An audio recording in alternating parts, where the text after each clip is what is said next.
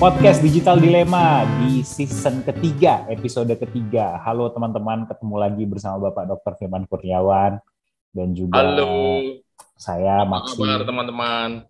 Yes, apa kabar semuanya? Mudah-mudahan sehat-sehat. Mas Firman, apa kabar?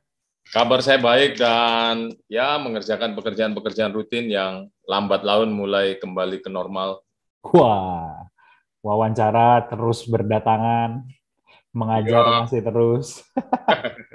dan ini ada beberapa kampus yang sudah uji coba untuk PTM-T, pertemuan tatap muka terbatas.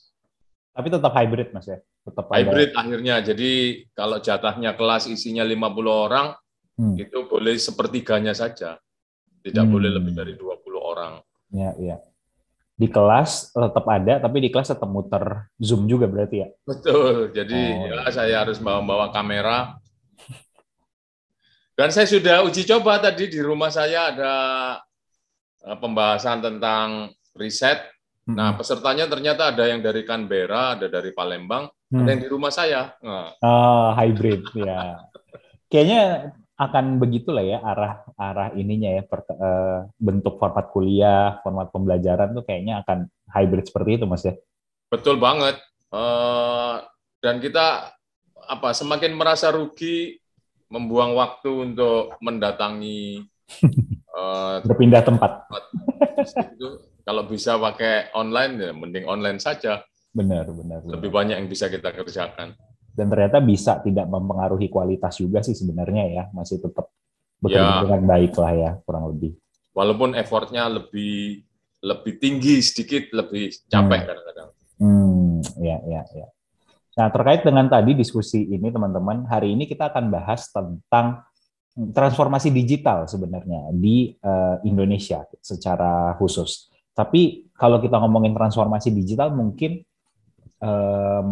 yang ada dalam pikiran kita, wah teknologinya atau apa alat yang membantu untuk sebuah transformasi digital. Tapi sering kita lupa bahwa yang penting sebenarnya adalah the man behind the gun. Nah, Cocok sekali. orang yang mengoperasikannya. Hari ini kita akan membahas mengenai transformasi digital, tapi dari aspek penggunanya nih atau orangnya nih gitu. Apakah Indonesia sudah siap secara SDM misalnya seperti itu? Mungkin Mas Firman boleh mengulas sedikit dulu nih untuk memantik diskusi.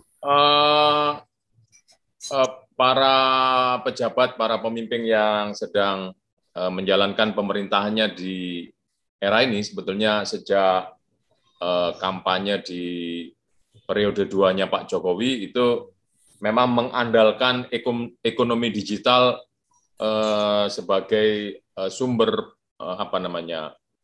sumber ekonomi baru bagi Indonesia. Kalau kita lihat nilainya hari ini di tahun 2022, nilai digital ekonomi Indonesia itu mencapai 600 triliun. Kemudian dalam kurun waktu kurang lebih 8 tahun sampai 2030, itu juga berlipatnya 8 kali lipat, itu mencapai 4.500 triliun. Nah, kita tidak bisa lagi mengandalkan sumber daya yang berbasis fosil seperti Bumi dan kawan-kawan, minyak, batu bara dan sebagainya. Itu selain cadangannya juga semakin berkurang, ternyata dampak lingkungannya juga besar. Ya. Itu salah satu buku yang ditulis oleh Bill Gates itu menunjukkan bahwa kita ini dari 50 miliar buangan ozon itu harus ke nol.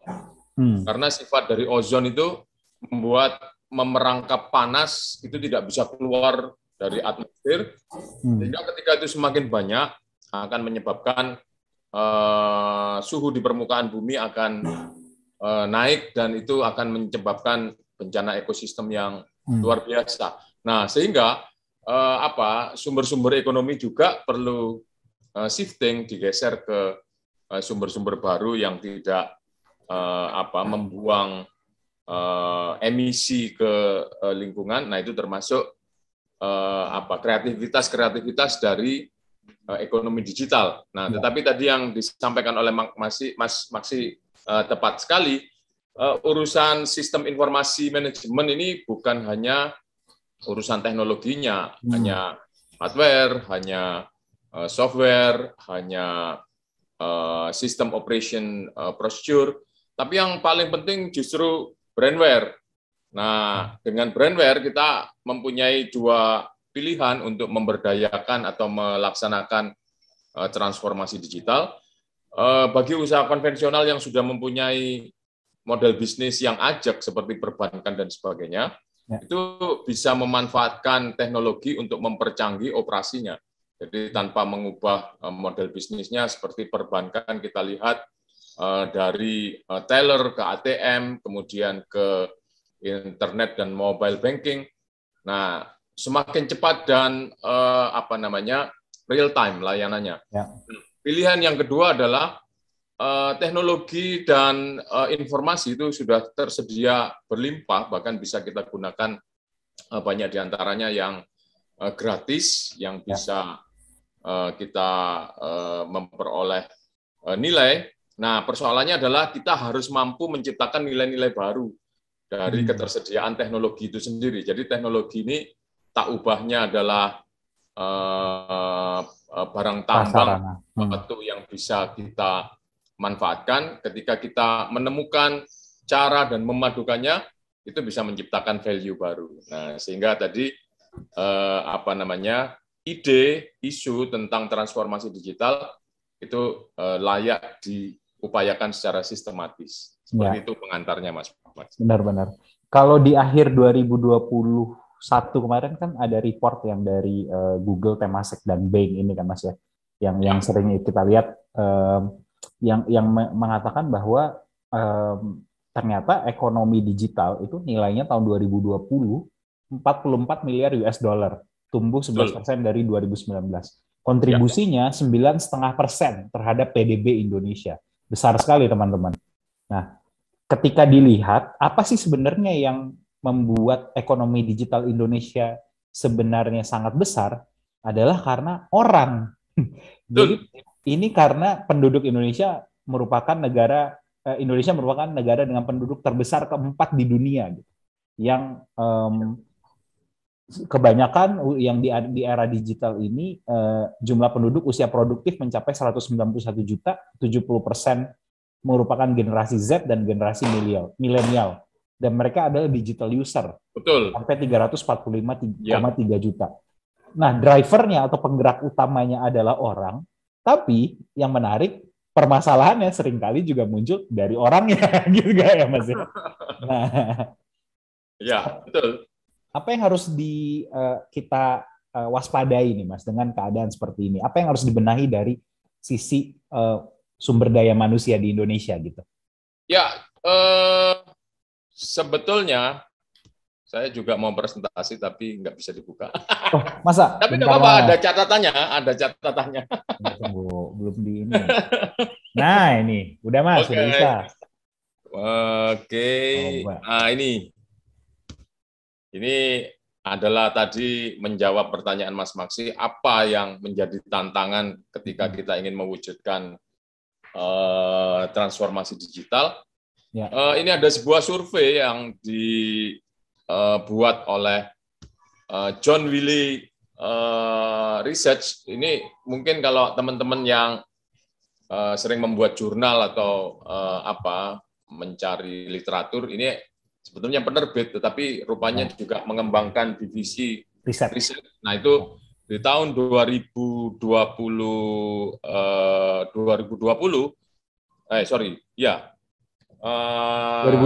ini, Mas. Angka laporannya dilaporkan di 2021. Oh iya, benar. Nampaknya survei dilakukan di 2020. Survei ini mengidentifikasi dan mengevaluasi faktor-faktor yang mendukung pilar kekuatan, ketahanan, dan tanggap digital. Namanya adalah Digital Skill Index, Skill Gap Index. Jadi indeks kesenjangan kemampuan berdigital. Ya. Nah, di dalam riset tersebut ada 6 variabel, yaitu untuk mengukur skill gap-nya. Itu adalah digital skill institution, Jadi seperti apa antar institusi itu mungkin jarak dari yang paling canggih sampai yang paling baru mengadaptasi perangkat-perangkat digital dan cara kerja digital. Yang kedua adalah digital responsiveness. Ini berisi tentang ketanggapan digital. Jadi bagaimana ketika ada tantangan-tantangan digital, perangkat-perangkat digital yang baru, kemudian cara berpikir digital, kita mengadaptasi. Kemudian government support, seperti apa negara ini menopang atau mendukung upaya masyarakat untuk melek digital. Kalau kita ingat Arnold Pesci dengan berbicara tentang adaptasi teknologi, itu dia menyatakan ada 3 hal yang perlu dilakukan ketika sebuah komunitas termasuk negara akan mengadaptasi sebuah teknologi. Yang pertama adalah teknologi itu sendiri dipelajari bagaimana mekanisme dan operasionalnya. Yang kedua tentang kesiapan budayanya, jadi harus fit antara teknologi yang masuk dengan budaya yang dianut oleh masyarakat atau yang berlaku di antara masyarakat. Dan yang ketiga adalah pengorganisasian. Nah, ini yang dilakukan oleh negara tadi dalam mendukung kemulusan adaptasi teknologi tersebut. Nah, jadi ini merupanya menjadi salah satu variabel di digital gap skill index ini.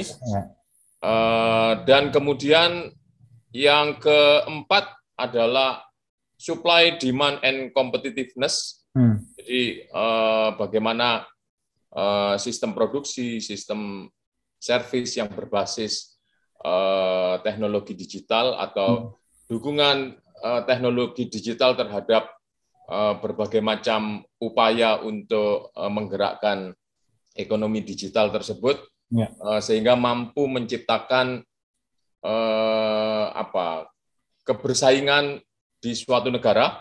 Kemudian yang keempat, persoalan data, ethics and integrity. Jadi bagaimana kita melindungi data kita, kemudian ketika data kita dikumpulkan oleh sebuah institusi yang berbasis digital, itu menjadi hak milik siapa dan pembagiannya seperti apa, termasuk penggunaannya. Ini data integrity, data yang ditujukan untuk tujuan tertentu tidak boleh dibelokkan untuk penggunaan lain. Jadi kalau di Indonesia misalnya data mereka yang divaksin kemudian mendaftar Peduli Lindungi, ini nggak boleh datanya kemudian bocor ke misalnya perusahaan asuransi atau perusahaan layanan kesehatan dan sebagainya, yang kemudian mereka olah untuk ditawarkan sesuatu. Nah, kemudian yang keenam adalah intensitas penelitian. Nah, dari Digital Gap Skill Index tahun 2021 ini oleh Willy.com menempatkan Indonesia Indonesia di nomor 47 dari sekian ratus negara, dan Singapura yang nomor 1 di dunia.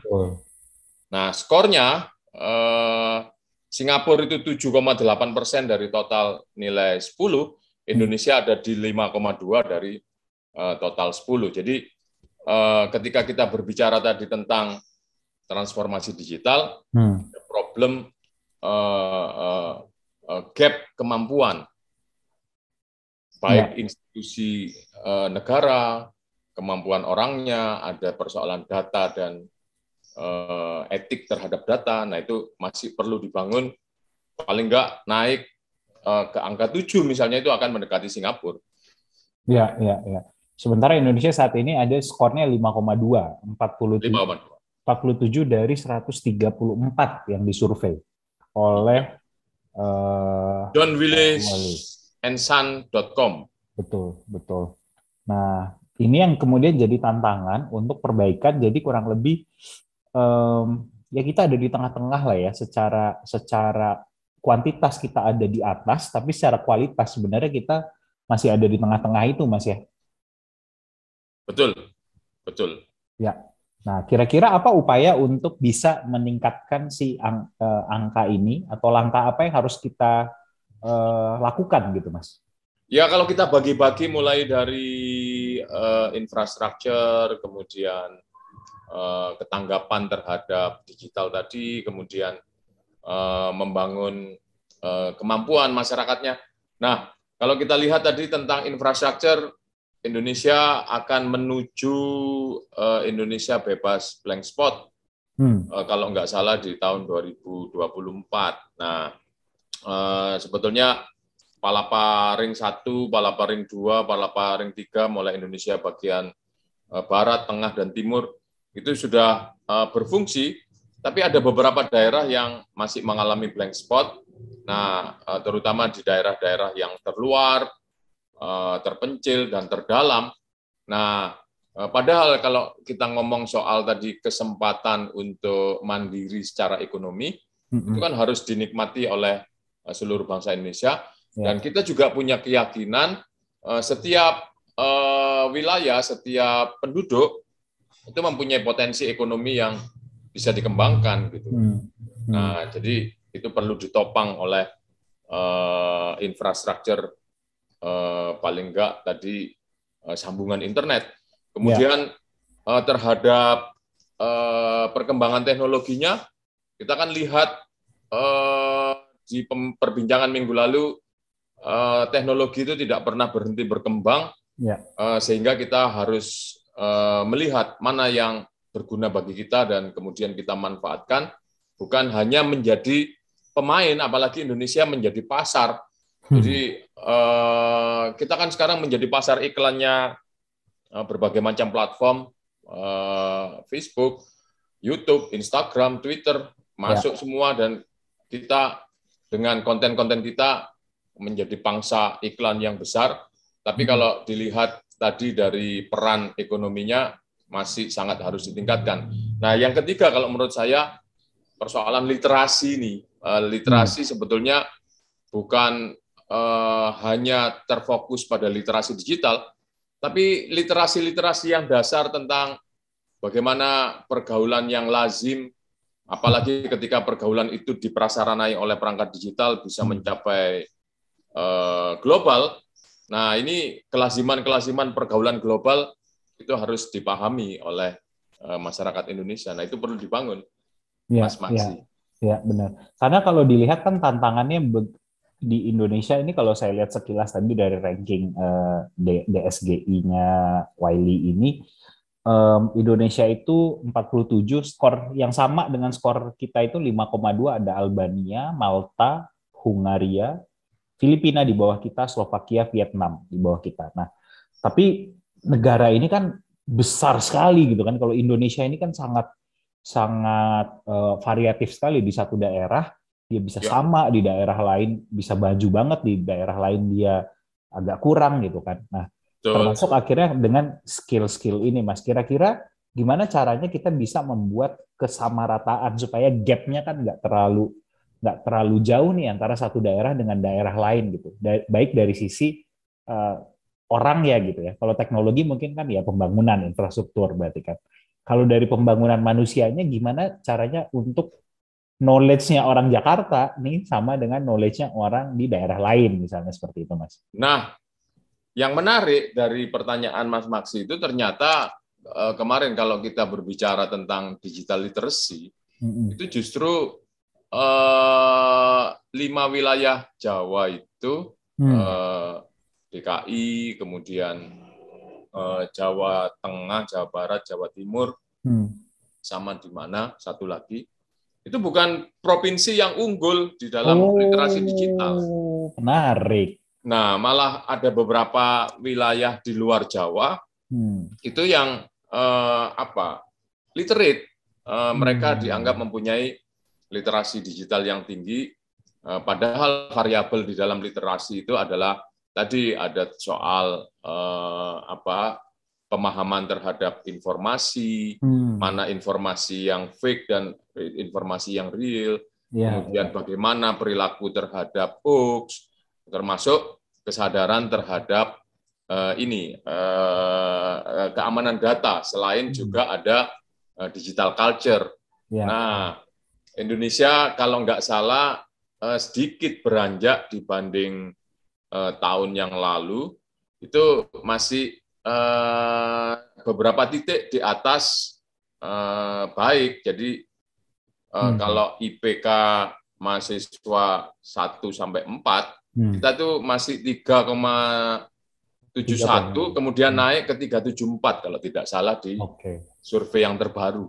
Nah, ini menjadi pertanyaan, kenapa kok justru Jawa yang katanya infrastrukturnya paling maju, paling adaptif, 80% mereka menikmati tingkat pendidikan yang tinggi. Gitu. Nah, kalau dugaan saya justru mungkin penduduk Jawa itu paham literasi, tapi juga kalau kita lihat industri-industri yang tadi buzzer, influencer, yang kadang-kadang membutuhkan disinformasi dan pasar hoax, itu juga hidup di Jawa. Iya. Imbang lah ya. Sehingga ya akhirnya fasilitas dan perangkat internet ini bukan mereka tidak mengerti bahwa hoax itu merugikan, bahwa hoax itu harus dicegah, tapi justru jadi barang dagangan. Ini yang saya khawatirkan. Iya. Bahwa memang sebenarnya kemajuan adaptasi teknologi, penggunaan teknologinya itu tidak serta-merta sejalan dengan orangnya juga makin canggih gitu. Juga malah Betul. Kalau yang terjadi orangnya juga makin barbar juga di internet gitu kurang lebih ya. Nah, itu yang harus kita benahi. Iya. Kalau misalnya mungkin kalau mereka yang baru berkenalan dengan internet mungkin ada rasa hati-hati gitu ya mungkin. Nah, karena udah tahu takut gitu sama undang-undang ITE. Ya. Kalau di Jawa mungkin elah gitu kali ya. Orang-orangnya dia udah banyak kok, kalau dia tangkap gue juga ketangkep gitu. Betul. Nah, ini Jawa dan luar Jawa ini bukan sebagai sukuisme, sebagai perilaku etnis, tetapi data sekedar menunjukkan wilayah. Kok kebetulan betul. Di wilayah Jawa itu kok literasi justru yang diharapkan lebih tinggi, tapi tidak. Iya. Tidak bisa kita pungkiri teman-teman, pembangunan kan memang lebih maju di Pulau Jawa ya gitu. Perkembangan teknologi pasti pertamanya munculnya dari Jakarta gitu kan. 5G pertama kali Jakarta, 5G pertama kali ada di Jakarta gitu.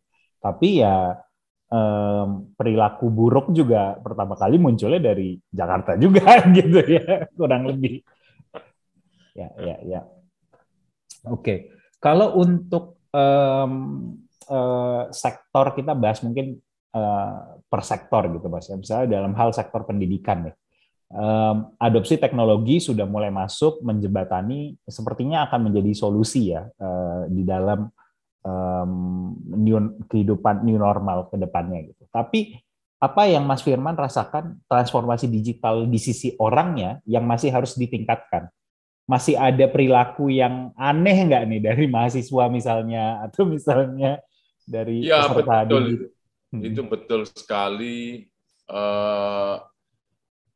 Kita sebetulnya di masa pandemi kan dipaksa untuk cepat adopsi teknologi digital ini dengan urusan persekolahan, perkuliahan nggak bisa ditunda karena pandemi, semua harus jalan, maka kita mengandalkan perangkat dan aplikasi digital. Nah, tetapi kalau saya lihat tetap ada kebiasaan-kebiasaan yang analog yang kemudian dibawa ke dunia digital. Gitu. Contohnya, Mas. Nah. Contohnya kalau digital kan real time. Kalau kita mau meeting jam 8 atau webinar jam 8 atau sekolah jam 8, itu kan tinggal ngeklik jam 8. Jadi nggak ada alasan macet dan sebagainya. Nah ini kadang-kadang terlambat itu masih, jadi ke bawah. Kemudian apa namanya, penjenjangan secara feodal gitu. Kalau apa namanya, yang membuka acara belum datang, pejabatnya belum datang, ya ditunggu. Nah ini nunggu di Zoom atau Jimit itu kan lucu gitu kan. Iya benar-benar nggak bisa ngobrol. Lucu banget tuh ya. Jadi kita lihat-lihatan apa di layar gitu, enggak. Kalau di analog kan mungkin ngobrol, kita ngopi atau menikmati snack gitu kan. Kalau ini ngapain gitu tola-tola. Kan padahal yang diundang tadi sebagai pejabat pembuka tinggal ngeklik gitu kan. Feodalisme di dunia analog itu masih ke bawah. Gitu kan. Iya benar, lucu banget. Iya. Termasuk dari terkadang tantangan juga kan sebagai pengajar ya, Mas Firman sendiri sebagai pengajar kan merasakan kayak sulit juga kan untuk mengadaptasi ini ke proses pengajaran ke proses digital gitu. Betul. Kayak ada upacara di Zoom gitu kan, senam di Zoom gitu-gitu. Betul. Apa yang jadi tantangan sebenarnya, Mas, dari perspektif pengajar ya? Iya. Kita ternyata butuh effort yang lebih besar. Tadi memang nggak berangkat bermacet-macet. Ya. Kita tinggal mau kuliah jam 8, kadang jam 8 kurang 15 baru selesai mandi. Kemudian cepat-cepat nyalain komputer. Jam 8 udah masuk tepat waktu, oke. Tapi begitu kita ngomong, kadang udah ngomong panjang, menerangkan sesuatu yang cukup rumit. Terus tahu-tahu kita nanya, Pak, tadi apa Pak? Putus-putus. Iya. Mau ngulangi lagi itu capek gitu. Jadi kadang-kadang ada perilaku yang tidak standar. Misalnya pembelajaran mestinya kan kameranya terbuka. Ya sama seperti kalau kita ngobrol kan saling bertatap mata, saling ngelihat untuk memperhatikan. Nah, kalau ditutup itu kan seperti kalau kita di dunia analog ngobrol sama orang tapi yang satu di dalam kamar, satu di luar kamar, pintunya ditutup gitu kan. Itu kan capek. Mengajar itu seperti itu. Ini orangnya ada nggak di sebelah sana? Nah ini, jadi saya yakin akhirnya terjadi reduksi itu dalam mentransfer informasi. Kalau di dunia analog aja, kita kadang ngelamun, kita kadang dengerin sambil gambar atau balas WhatsApp, sehingga dari 100% yang diajarkan oleh dosen, paling banyak 70% yang masuk. Nah, dengan perangkat digital ini mungkin hanya 55% atau kurang dari itu. Iya. Benar. Kalau saya dengar cerita dari teman-teman, ada yang dihadapi oleh muridnya, kelihatannya ada namanya, dipanggil nggak ada, kemudian ada yang nggak sengaja kebuka, itu sambil tidur-tiduran dan makan gitu kan. Ya, jadi memang lebih capek di situ. Iya, benar. Baik dari sisi pengajar sama dari sisi peserta didik juga itu ada challenge masing-masing juga gitu ya. Betul. Ya ini contoh sederhana sih teman-teman, kita pengen gambarin sebenarnya kan ya teknologinya sebenarnya aman-aman aja gitu loh. Internet ya oke lah kadang naik turun, fasilitas sudah ada, tapi ternyata ngejalaninnya atau si orangnya, nah itu yang perlu penyesuaian yang sangat cukup krusial ya. Tetap perilaku digital itu perilaku analog dibawa ke digital jadi aneh digitalnya gitu. Betul. Waktu zaman seminar analog itu kalau pembicaranya dari luar, dari kampus luar itu bahkan mereka paham dengan budaya kita, kemudian mereka mengultimatum. Anda harus selama saya berbicara kurang lebih 45 menit nggak boleh mondar-mandir.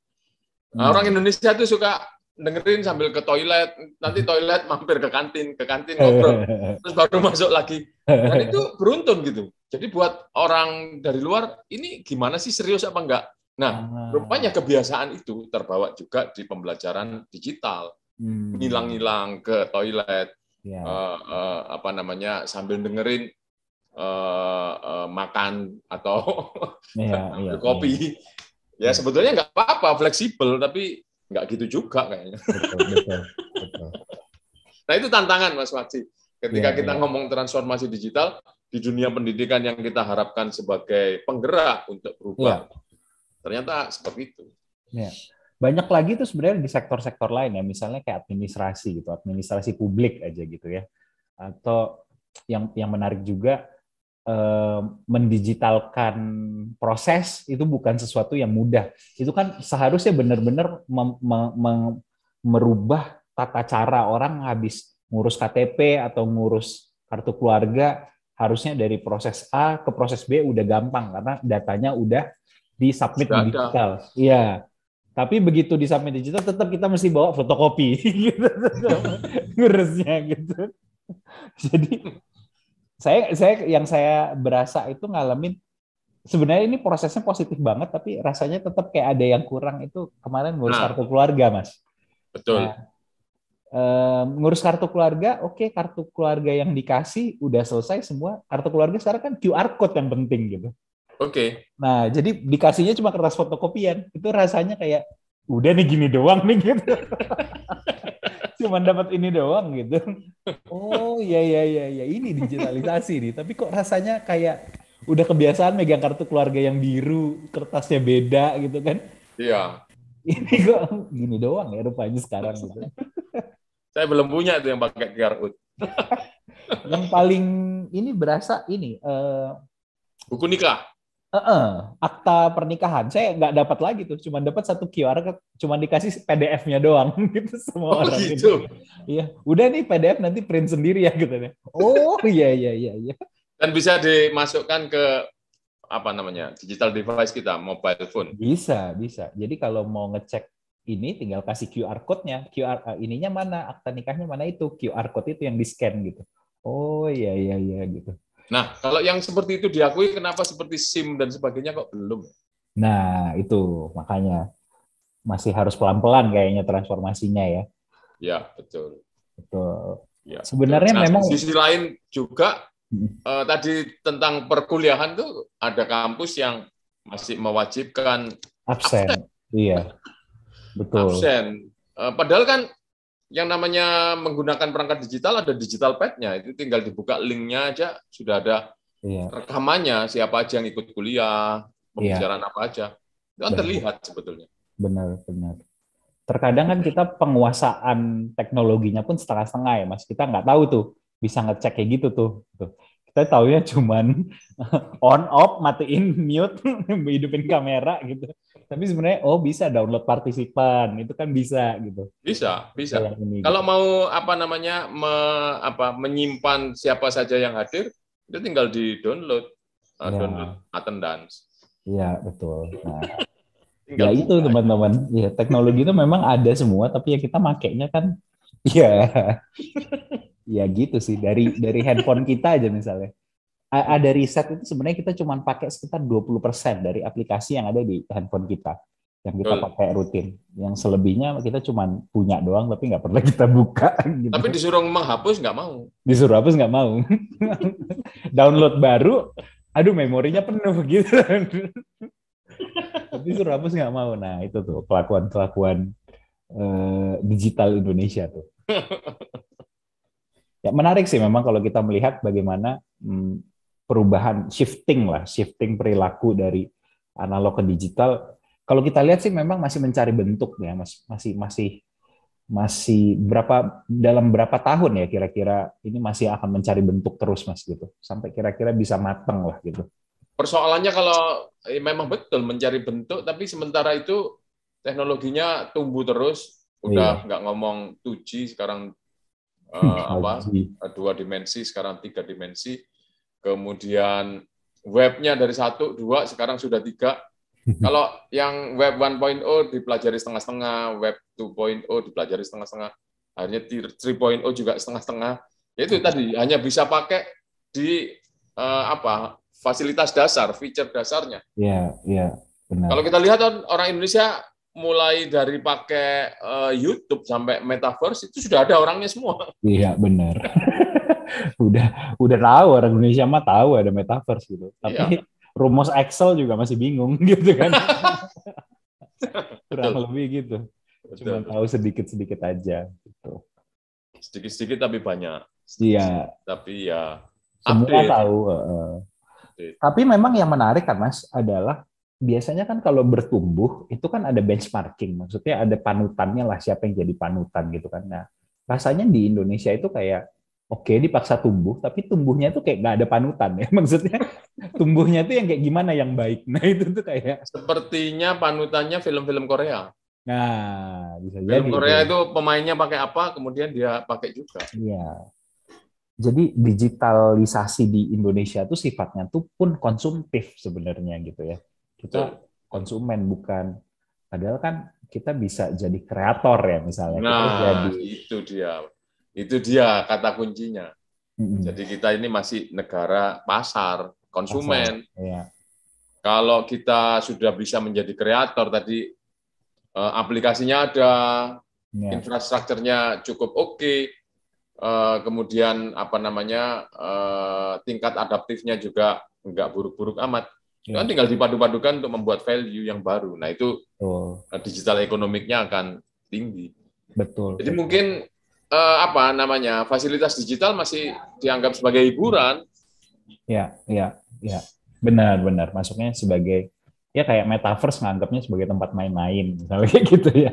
Betul, Sosial media ya buat seru-seruan gitu kan. Ya. betul.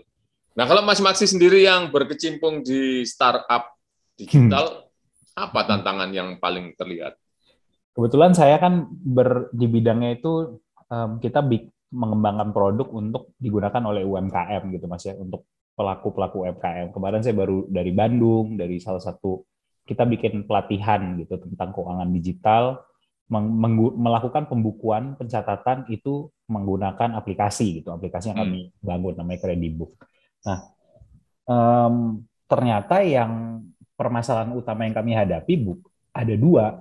Pertama tentang literasi keuangan, yang kedua literasi digital. Jadi yang kami hadapi, um, mereka melakukan pencatatan aja belum biasa gitu. Nah, Ibaratnya itu kalau mau baca e-book ya, oke, bacanya aja tapi belum gitu. Gimana mau pindah ke nah, e-book gitu. Nah, betul, jadi sebenarnya yang di konvensional pun masih ada masalah gitu. Jadi ketika pindah ke digital, yang harusnya digital yang mempercepat, malah ngejelimetin. betul, Asumsinya ngejelimetin karena sebenarnya basicnya memang belum dapat gitu. betul. Baru loncat ke literasi digitalnya gitu kan. Nah, jadi ya yang kita rasakan itu sih memang um, mereka mencatat keuangan aja nggak tahu caranya gitu. Nah, harusnya dan yang permasalahan juga adalah ya ketidakmauan untuk mencoba sih. Itu yang Hmm. ini banget kayak udah keburu ngeblok gitu. Kalau teknologi itu kayak kalau nggak yang sifatnya hura-hura gitu, yang nggak sifatnya fun atau ngasilin uang, Hmm. mereka mereka itu cenderung blokir, ribet Hmm. gitu. Tapi kalau kalau misalnya berkaitan dengan cuan, ya itu kan korban afiliator banyak kan, teknologi baru kan gitu. Nah, jadi memang ya kalau dibilang orang Indonesia nggak menggunakan tuh korban afiliator kan banyak juga. Banyak banget itu Transaksinya nilainya ratusan miliar itu. iya. Nah, itu kan teknologi digital yang dimanfaatkan gitu.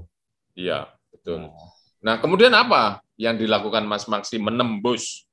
Ini kan jadi literasinya bukan literasi digital, tapi yang lebih dasar. iya akhirnya Kebiasaan nyatet, betul. eh, apa yang kemudian dilakukan? Kalau yang kita harus ditunjukin ini sih, kalau yang kita pelajari Mas harus ditunjukin benar-benar kalau saya melakukan ini saya dapat apa gitu. Jadi Hmm. harus harus sampaikan kayak oh ya karena kamu melakukan harus ada gulanya gitu Mas. Stick Kalau and carrot. iya, kalau kamu melakukan ini, kamu akan dapat ini positifnya. Misalnya kalau di dunia UMKM tuh, kalau misalnya kamu melakukan pencatatan keuangan yang baik, kamu akan lebih mudah dapat kredit usaha rakyat misalnya gitu. Hmm. Nah, jadi ada gulanya yang jelas gitu. Kalau tidak ada insentif, rata-rata mereka pasti akan berhenti dengan kebiasaan lamanya gitu.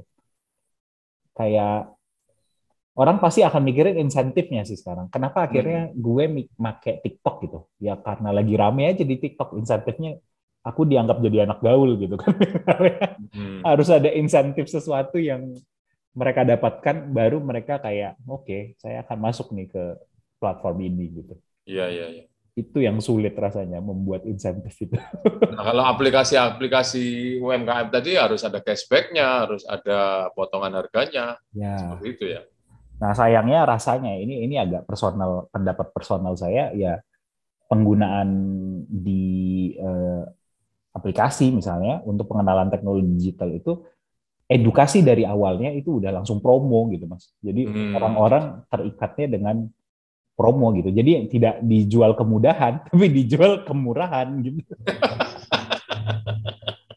Kayak dulu kan kalau aplikasi ojek online berhenti promonya, kita pindah ke aplikasi yang lain gitu. Betul. Belajar dulu deh gitu. Biarin E-wallet deh kan gitu. juga begitu. Iya.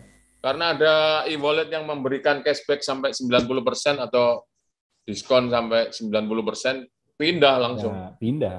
Belajar ya repot lagi deh gitu. Tapi insentifnya kan, nah itu makanya kayaknya memang orang ini kalau mau benar-benar belajar tuh ya insentifnya harus jelas gitu. Apa dia, saya dapat apa gitu. Ya, ya, ya, ya, ya. Jadi sangat sangat ya, bagi pengembang aplikasi juga sulitnya adalah gimana caranya menghadirkan insentif yang dia bisa rasakan gitu kan. Itu baru ya. Tapi di balik semua cerita dan keluhan itu, Indonesia merupakan negara yang paling adaptif di dalam Ya, inklusi keuangan digital. ya, Jadi pertumbuhannya cepat. betul. Jadi sama seperti yang dilakukan oleh Alibaba dulu, ketika para pengusaha kemudian penjualannya ditengahi oleh aplikasi, kan waktu itu Ya. belum mau. Tapi ketika ditanya punya rekening bank juga nggak mau gitu kan. Nah, akhirnya dibuatkan Alipay itu, Alibaba Ya, Pay itu. ya. Tapi kalau ke daerah-daerah Mas itu pasti akan berasa banget ya. Saya jomplangnya itu akan berasa banget gitu. Bahkan ini kemarin saya di Jawa Barat, dari yang biasa pelatihan di kota pindah ke kabupaten aja, kabupaten pindah ke salah satu desa. Wah itu udah eh, ya melihat mereka yang benar-benar kayak nggak ngerti apa-apa gitu. Hmm. Jadi memang ada problem dari kesamarataan gitu, kesenjangan gitu. Memang benar-benar informasi itu kelihatan kayak, padahal ini jaraknya cuma hitungan kilometer loh gitu. Ini kok informasinya, kebiasaannya itu putus ya, beda banget ya dengan kalau yang di kota gitu, kota Bandung kemarin dengan Kabupaten Bandung gitu. Wah, itu tantangannya di situ saya pikir kok masih ada orang yang mau jadi presiden ya. Ini capek loh ngurusin ini gitu. Padahal kalau dalam konteks digital tadi, survei dari Google tahun 2018 kan, non-metros go online. Jadi Betul, yang online bukan hanya wilayah-wilayah metropolitan, tapi betul. di urban, rural, semuanya nyala. Tapi mereka nggak tahu online itu buat apa gitu, Mas. Mereka online-nya cuman yang penting tak terhubung, penting aku terhubung ke WhatsApp gitu. WhatsApp ya? WhatsApp. Oh, bukan Mereka Instagram atau Facebook ya? nggak. Ya Facebook masih mungkin, WhatsApp, Telegram, nah itu tools-tools yang mereka gandrungi ya. Mereka pakai cuma buat itu doang sebenarnya. Cuma nelfon, WhatsApp gitu. Jadi kalau ditanya penjualan kuota internet di daerah tuh kenceng, kenceng banget karena mereka perlu buat itu, buat, dan mereka juga cara ngirim pesannya nggak pakai teks, kirim-kiriman voice note. Oke, ya, ya, saya sering lihat Kirim-kiriman itu. voice note. Jadi gitu-gitu juga menarik kan, kita masih ngetik, mereka kirim voice note. Itu voice note kayak nggak pernah kita pakai gitu kalau misalnya di kota-kota jarang pakai voice note. Tapi kalau pindah gitu ke kota lain ya, wah selain Jakarta tuh pada pakai voice note semua gitu. Karena kita geli dengerin suara kita sendiri. Nah, buat mereka ternyata udah tinggal ngomong aja nggak usah ngetik. Ya juga ya, saya bilang bener juga ini. Oke, menarik sekali kalau kita bahas tentang perilaku digital masyarakat ya, teman-teman. Ada banyak sekali insights yang bisa diambil, tapi tadi ada satu insights yang ngena banget bahwa pertumbuhan teknologi di satu tempat itu tidak berarti pertumbuhan penggunanya atau cara yang makainya makin advance, nggak juga gitu. Jadi terkadang malah makin katrok gitu karena karena dia ya bisa mengakali untuk menjadi hal yang negatif gitu, jadi ekses lah gitu. Nah, sebelum kita tutup Mas Firman, ada tambahan dari Mas Firman terkait dengan transformasi digital dari sisi manusianya. Ya, dalam konteks transformasi digital ini, transformasi digital bukan pilihan, tapi dia adalah keniscayaan karena ekosistem digital di sekitar kita, di Filipina, di Malaysia, di Singapura itu sudah tumbuh. Jadi kita tidak mungkin membiarkan diri kita tertinggal. Ya. Nah, jalan satu-satunya adalah setara dengan bangsa-bangsa lain, bahkan melampaui karena jumlah penduduk kita sangat unggul. Nah, hal yang penting adalah bagaimana sumber daya manusia yang jumlahnya unggul ini juga unggul di dalam pemikiran digitalnya. Jadi bukan segala sesuatu itu digital yang terbaik, tetapi tadi teknologi, informasi, aplikasi semuanya tersedia bahkan gratis. Nah, kita sangat berpeluang untuk menciptakan value dari ketersediaan itu. Nah, itu semua berangkat dari cara berpikir kita untuk memanfaatkan itu. Itu dari saya, Mas Maksi. Betul. Secara teknologi sebenarnya tersedia lah di saat ini ya. Kita tinggal pilih mau pakai yang mana. Udah nggak suka yang A, pindah ke aplikasi B, pindah ke aplikasi C. Ada banyak banget. Bahkan dapat cashback. Dapat cashback. Benar. Bahkan di-incentivize-nya tuh sampai segitu loh, teman-teman. Kita tuh sampai dibayarin gitu. Itu kan sebenarnya harusnya budget yang buat kayak bangun branding, buat bikin promosi yang orang jadi pakai. Ini enggak, udah kasih aja duitnya ke customer. Mereka pasti happy gitu. Udah sampai sebegitu, tinggal kita memanfaatkannya secara baik dan jangan sampai kita terus hanya menjadi konsumen ya. Kita harus bisa jadi kreator. Tapi kalaupun kita menjadi konsumen, baiknya kita menjadi konsumen yang bijak lah. Kita tahu kenapa kita pakai.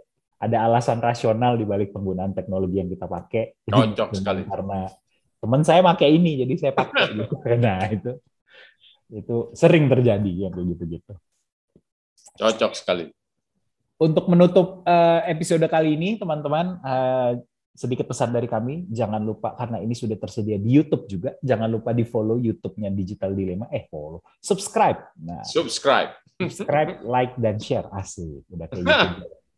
Dan juga nantikan buku terbaru dari Pak Dr. Firman Kurniawan, yaitu Digital Dilema 3, masih ongoing. Segera akan terbit nanti kurang lebih di tahun ini lah ya, sampai harus tahun ini. Kali, Mas ya.